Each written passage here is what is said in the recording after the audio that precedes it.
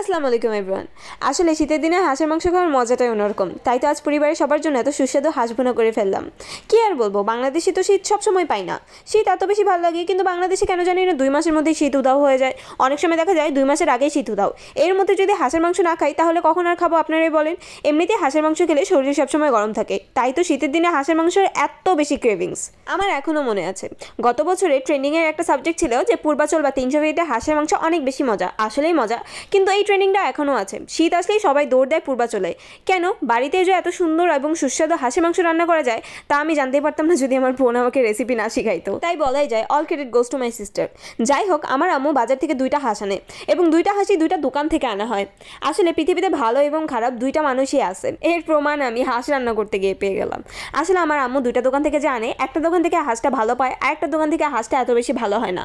এটা বাসায় এসে কাটাকাটি করার টাইমে আমার মাও খোঁজ পায়। তো যাই হোক, খাওয়া খাওয়াই তো আর আমাদের বন্ধ হবে না, না খাবার দাবার তো চলবেই। যাই হোক, এখানে রান্না বাড়া প্রায় শেষ, আর এখন আমি খুরচুন লাগানো ছাড়া আর কোনো কিছু করছিলাম না। এখন এই মাংসটাকে কষাতে দিতে হবে, কষানোর পরে এটা থেকে অনেকখানি পানি ঝরে যাবে। মানুষের অহংকারটাও যদি এরকম পানির মতো ঝরে যেত তাহলে অনেক বেশি ভালো হতো। তো বাই দ্য ওয়ে, এখন আমি আমার রান্নার শেষ পর্যায়ে আসছিলাম। এখানে পুরো রান্না বাড়া করা শেষ এবং ট্রাস্ট মি, এটা এত বেশি মজা হয়েছিল যে কী আর বলবো, মানে আমার রিয়াকশনটাই অনেক সুন্দর ছিল। বাই দ্য ওয়ে, এখন আপনি তরকারির কালারটা দেখেন আর আমি খেতে চলে যাই। টাটা।